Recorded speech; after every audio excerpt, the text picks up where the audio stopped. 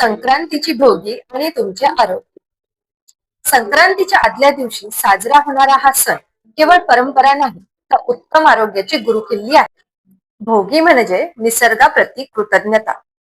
या दिवशी आपण हिवाळ्यातील सर्व ताज्या भाज्या एकत्र करून हेंगट किंवा भोगीची भाजी करतो.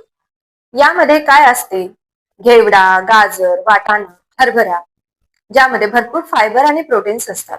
वांगी आणि बोरं पचनासाठी उत्तम असतात. तर तीळ हे शरीराला उष्णता आणि हेल्दी फॅट्स देतात. या दिवशी काय खावे? मुख्य म्हणजे तीळ लावलेली बाजरीची भाकरी.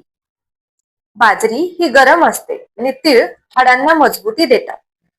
सोबत भरपूर लोणी किंवा साजूक तूप घ्यायला विसरू नका.